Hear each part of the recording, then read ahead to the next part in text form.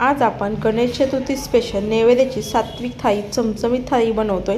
तर इथे आपण शाही पनीर बनवलेला आहे, मस्त अशी चमचमीत, आणि गोडामध्ये शेवयाची खीर, आणि मी इथे तळणीचे मोदक बनवलेले आहेत गणेश चतुर्थी स्पेशल बाप्पाच्या आवडीचे। आणि इथे टम्म फुगलेली अशी मी इथे पोळी बनवलेली आहे, म्हणजे चपाती। आज आपण ही थाळी करत असताना कांदा आणि लसूण अजिबात वापर करणार नाहीत। कांदा लसूण विरहित थाळी करतोय। एकदम मस्त असे झटपट असे पदार्थ बनवून तयार होतात। तुम्ही सुद्धा नक्की करून बघा। अशा छान छान रेसिपीसाठी वैष्णव रेसिपी चॅनलला लाईक करा, सबस्क्राईब करा। चला तर मग वेळ न घालवता पटकन रेसिपीला सुरुवात करूयात। तर सुरुवातीला इथे मी पॅन घेतलेला आहे। पॅनमध्ये एक अर्धा चमचा तूप टाकलेला आहे। त्याच्यामध्ये कट केलेले काजू, बदाम, पिस्ते मी कट करून घेतले ते टाकायचे आहेत, आणि ह्याला थोडंसं मंद आचेवर आपल्याला हे भाजून घ्यायचे आहेत। सुकामेवा जो आहे तो मिनिटभर आपल्याला हा छान भाजून घेतला की इथे मी घेतलेलं साधारण 1 ते 1.5 कप शेवया। तुम्हाला जेवढी शेवयाची खीर बनवायची ना तेवढ्या तुम्ही शेवया घेऊ शकता। मी त्या अंदाजेच घेतलेल्या आहेत। आता हे आपल्याला एका म्हणजे पॅनमध्ये टाकायचे आहेत, ड्रायफ्रूट घातलेले त्याच्यामध्ये, आणि अगदी 1 चमचा आपल्याला मोठ्या चमच्याने 1 चमचा आपल्याला तूप टाकायचं, आणि ही शेवया ज्या आहेत ना भाजून घ्यायच्यात। असं केल्यामुळे काय होतं ना, छान आपल्या शेवया छान भाजल्या जातात। रोस्टेड शेवया आहेत तरी पण एकदा भाजून घ्या, मस्त असा तुपाचा फ्लेवर येतो। त्याच्याकरता 1-2 ते 3 मिनिट भाजून घ्यायचं आहे। त्याच्याकरता आताही भाजलेले आहेत ते थंड करून घेणार आहोत आपण शेवया। तर इथे मी खीर करण्यासाठी एक स्टीलची कढई घेतलेली आहे। त्याच्यामध्ये साधारण 1.5 लिटर इतकं मी म्हशीचं दूध घेतलेलं आहे। तुम्ही या ठिकाणी गायचं देखील दूध घेऊ शकता। आता आपल्याला ही कढईमध्ये काढून घ्यायचं आहे, दूध फोडून घ्यायचं आहे, आणि आता आपल्याला ही कढई जी आहे ना गॅसवरती ठेवायची आहे। आता गॅसची आच मंद करून आपल्याला हे दूध उकळत ठेवायचे। तर इथे मी मगजबी 1 चमचा आणि काही काजू घेतलेले आहेत, ती भिजत ठेवायचे आहेत आपल्या साधारण 20-25 मिनिट। इथे काजू आणि मगजबी भिजत आहेत। तर इथे मी पनीर घेतलेले आहे पाव किलो। तर हे पनीर जे आहे ना आपल्याला असे क्यूबमध्ये कट करायचे, कारण आपण आज शाही पनीरची भाजी बनवतोय, मस्त पनीरची भाजी चमचमीत अशी। तर इथे पनीर आहे ते असं क्यूबमध्ये कट करायचे। तुम्हाला जसे लहान मोठे पीसेस हवे त्यानुसार तुम्ही या पनीरचे पीसेस करू शकता। इथे मी पनीरचे पीसेस करून घेतले आहेत। इथे कोमट पाणी करून घेतलेलं आहे 1 ग्लास, त्याच्यामध्ये चिमूटभर मीठ टाकायचं आणि पनीरचे पीसेस टाकायचे। असं केल्यामुळे काय होते, मऊ होतं, सुपर सॉफ्ट आपलं पनीर होतं। त्याच्याकरता मिठाच्या पाण्यात साधारण 20 मिनिट ठेवायचं आहे। आता इथे दूध देखील छान आपलं उकळलेलं देखील आहे। आता ह्याच्यामध्ये टाकायचं आहे 1 कप इतकी साखर। तुम्ही आवडीनुसार कमी जास्त अधिक करू शकता साखरेचं प्रमाण, पण बरोबर होतं हे प्रमाण साखरेचं। आता ही आपल्याला विरघळून घ्यायची आहे साखर या दुधामध्ये, जे आपण रोस्ट करून घेतलेले होते ना शेवया आणि ड्रायफ्रूट, काजू, बदाम, पिस्ते, त्यात आपल्याला हे भाजून घेतलेलं आहे ना, हे सर्व ड्रायफ्रूट आणि शेवया ज्या रोस्ट केलेल्या होत्या ना पॅनमध्ये भाजून, ते टाकायचे आहेत। आणि हे बघू शकता तुम्ही, अगदी मस्त आपली खीर बनवून तयार होते। आता ह्याला शिजवून घ्यायचे, पण इथे आपलं छान असं क्रीमी टेक्स्चर यावं याच्याकरता इथे आपल्याला टाकायचे पाव कप इतकी मिल्क पावडर। मिल्क पावडर टाकल्यामुळे काय होतं, एकदम दाटसरपणा येतो आपल्या खिरीला, आणि मस्त आपली क्रीमी अगदी मस्त बनवून तयार होते। त्याच्याकरता आपल्याला मिल्क पावडर टाकायचे, असली तर टाकू शकता, नसली टाकली तरी सुद्धा चालेल। आता इकडे आपली खीर शिजते, तोपर्यंत आपण कणिक मळायला घेणार आहोत। त्याच्याकरता इथे मोठं ताट घेतलेलं आहे कणिक मळायला। त्याच्यामध्ये 3 कप इतकं गव्हाचं पीठ घेतलेलं आहे मी, 3 कप घेतलेलं आहे। आता हे 3 कप आहे पीठ आहे ना, मी चाळून घेतलेलं आहे, थोडंसं वरती घेतलेलं आहे। थोडंसं मीठ टाकायचं आपल्याला, आणि याला मिक्स करून घ्यायचं। या मिठाला या पिठामध्ये मिक्स केल्यानंतर थोडं थोडं पाणी टाकत आपल्याला कणिक मळून घ्यायची आहे। आणि पीठ मळत असताना जास्त आपल्याला घट्ट मळायचं नाही आहे, मीडियम कन्सिस्टन्सीचं हे पीठ मळून घ्यायचं आहे, जास्त पातळ देखील नाही। बघू शकता इथे मी कणिक देखील आपली मळून झालेली आहे, पाणी टाकत छान गोळा मळून घेतलेला आहे। आणि ह्याला थोडंसं तेल टाकायचं आणि एकसारखा असा गोळा करून घ्यायचा। इथे आपली कणिक देखील मळून झालेली आहे। आता एका बाउलमध्ये काढून घ्यायची आहे, ही बाउलमध्ये काढून घेतलेली आहे। आता ही मुरत ठेवायची आहे आपल्याला, साधारण आपल्याला 20 मिनिटला मुरत ठेवायची आहे। कणिक मुरती आहे तोपर्यंत तिथं आपण घेणार आहोत 2 कप इतकं गव्हाचं पीठ. चिमूटभर आपल्याला मीठ टाकायचे आणि ह्याला मिक्स करून घ्यायचे. इथे आपण मोदकासाठी कणिक मळायला घेणार आहोत, कारण ही घट्ट मळावी लागते, त्याच्याकरता मी सेपरेट मळणार आहे.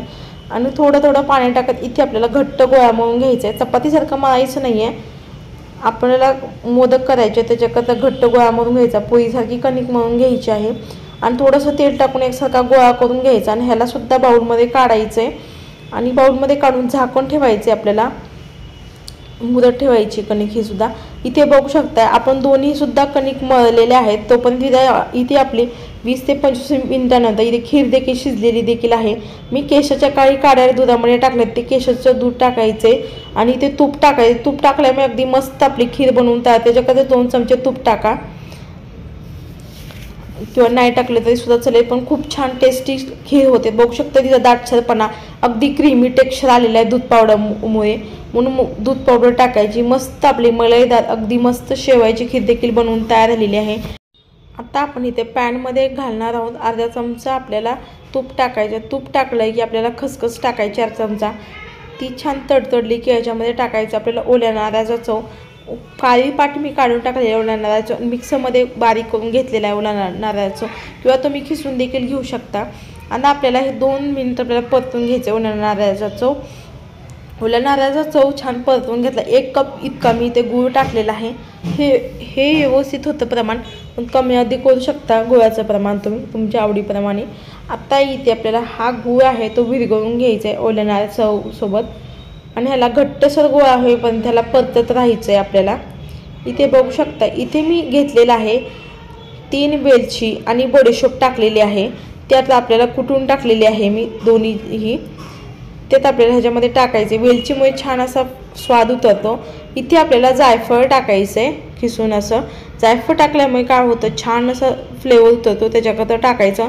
आणि घट्टसा गोळा होईपर्यंत परतून घेतलेला आहे. घट्ट देखील गोळा झालेला आहे. आता हे मिश्रण आपल्याला ताटामध्ये काढून पूर्णपणे थंड करून घ्यायचे. आता इथे मगज बी आणि मी इथे काय काजू भिजवले होते ना सुरुवातीला, इथे छोटं मिक्सरचं भांडं घेतले, त्याच्यामध्ये आपल्याला मगज बी आणि काजू जे भिजवले होते ना आता आपल्याला ह्याच्यामध्ये काढून घ्यायचे.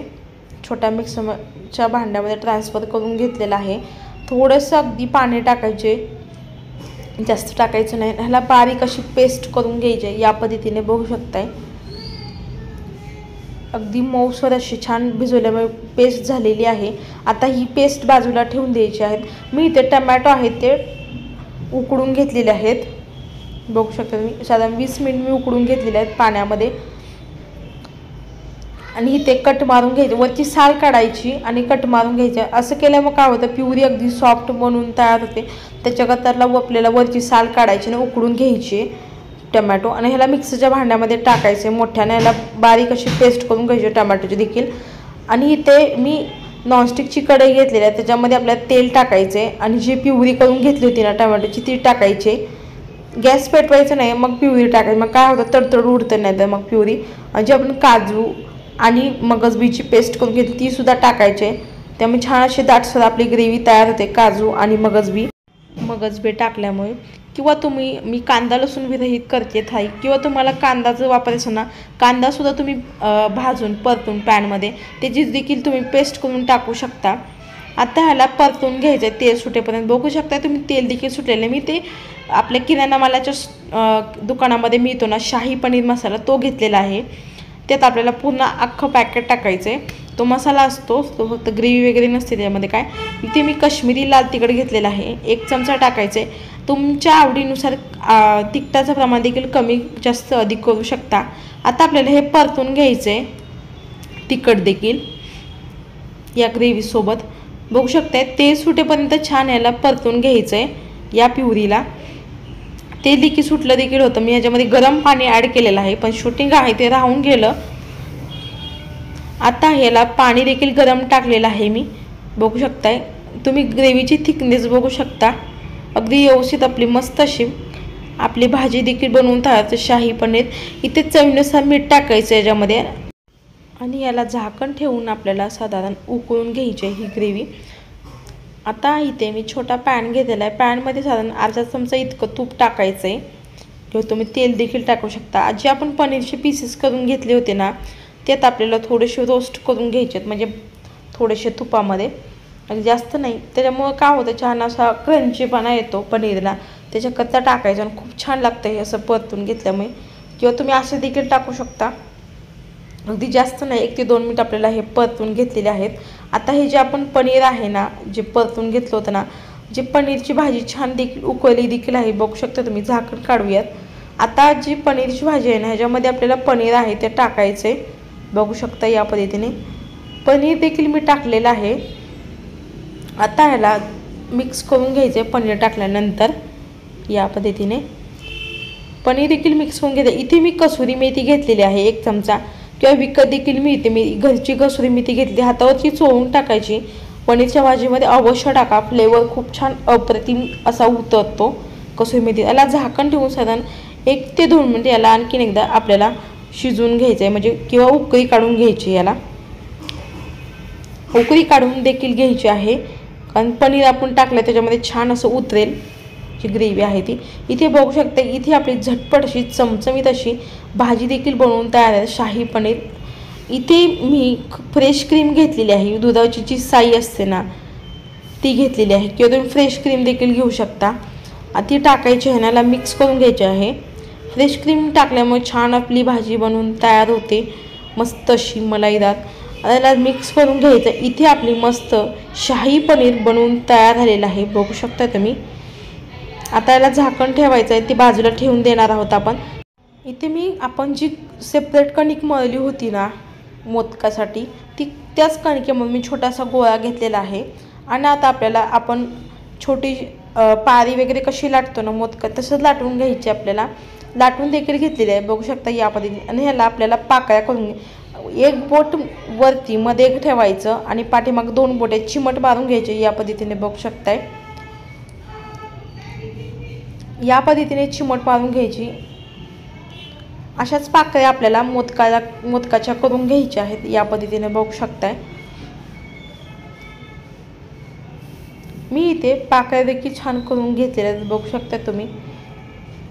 आणि हे तळणीचे जे मोदक आहे ना, खूप अप्रतिम चवीचे लागतात, आणि हे साधारण 15 दिवस राहतात। आता ह्याच्यामध्ये जे आपण सारण करून घेतलेलं होतं ना, ते देखील थंड झालेलं आहे, ओल्या नारळाचं। तेच आपल्याला भरून घ्यायचं या मोदकामध्ये। आणि ह्याला जे एजेस आहेत ना, ते गोळा करून घ्यायचे आहेत या पद्धतीने। आणि ह्याला आपल्याला अशी शेंडी करायची आहे, आणि मोदकाचा छान देखील आकार देखील दिलेला आहे, बघू शकता तुम्ही। अगदी पाकळ्या सुबक सुंदर दिसतोय, बघू शकता तुम्ही मोदक। तुम्हाला जसा छोटा मोठा हवा आहे त्यानुसार तुम्ही करू शकता, पण इथे मोठा मी केलाय, मोठा दिसायला पण खूप छान दिसतो, त्याच्याकरता केलेला आहे। आता तुम्हाला दुसऱ्या पद्धतीने देखील एक बनवून दाखवते मोदक। मी हातावरती देखील पारी करून घेतलेली आहे, तुम्ही किंवा लाटून देखील करू शकता, दोन्ही पद्धतीने। आता ह्याला पाकळ्या करायच्या आहेत, 1 बोट मध्ये आणि 2 बोट पाठीमागं, आणि ह्याला चिमट मारून घ्यायच्या, अशा पाकळ्या करून घ्यायच्या, जशा तुम्हाला किती पत्कर येऊन घ्यायच्या त्याप्रमाणे। आता इथे मोदकाचं जे सारण आहे ना, ते भरून घ्यायचं या पद्धतीने। आणि एजेस असतात ना, ते वरचे पाकळ्या करून घ्यायचे, ते उचलून घ्यायचे या पद्धतीने। आणि या पद्धतीने बघू शकता तुम्ही, इथे आपला मस्त असा मोदक देखील बनवून तयार झालेला आहे। तुम्ही दोन्ही पद्धतीने कुठल्याही पद्धतीने बनवू शकता। लगेच आता आपण मोदक या पद्धतीने सर्व करून घेतलेत, लगेच आपल्याला तळून घ्यायचे आहेत। मी तेल देखील गरम करत ठेवलेलं आहे। तेलाची जी आच आहे ना, आपल्याला मध्यम आचेवरती तळून घ्यायचे, जास्त हाय गॅसवरती तळायचे नाही आहेत, करपू शकतात मोदक। आणि ह्याला पलटी मारून घ्यायचे तेलामध्ये सोडल्यानंतर 1-2 मिनिटानंतर। इथे बघू शकताय छान आपल्याला गोल्डन रंगावरती हे मोदक तळणीचे तळून घ्यायचे, आणि चवीला तर मला इतके अप्रतिम चवीचे हे लागतात तळणीचे मोदक। तुम्ही सुद्धा नक्की करून बघा गणेश चतुर्थीला। आता हे तेलामधून काढून घ्यायचे आहेत, मस्त बनवून तयार झालेत। आता आपण जी कणिक मळली होती ना, त्याची आपण पोळी करणार आहोत। ती इथे मी छोटासा गोळा करून घेतलेला आहे, आपण चपातीला कसं तसाच करून घ्यायचा आहे। आणि याला आपल्याला पोळी लाटून घ्यायची आहे, आतमधून तेल लावायचं, आणि ह्याला घडी करून घ्यायचे पीठ टाकून वगैरे, आणि ह्याला लाटून घ्यायचे। आणि लाटत असताना ह्याला आपल्याला छान पातळ पोळी लाटून घ्यायची, या पद्धतीने पीठ लावायचे अधूनमधून। बघू शकता गोल करकरीत मस्त अशी आपली पोळी देखील इथे लाटून देखील झालेली आहे। बघू शकता तुम्ही बोलत बोलत मस्त गोल करकरीत। आता ही आपल्याला लाटून घेतलेली जी पोळी आहे ना, तव्यावर देखील मी ते बाजूला लगेच गरम करत ठेवलेला होता, ती तव्यावरती टाकून घ्यायची आहे। आणि गॅसची आच आहे आपल्याला मीडियम हाय ठेवायची आहे। मीडियम टू हाय गॅसवरती पोळी भाजून घ्यायची आहे। आणि याला थोडेसे बुडबुडे आले की पोळी पलटी मारून घ्यायची।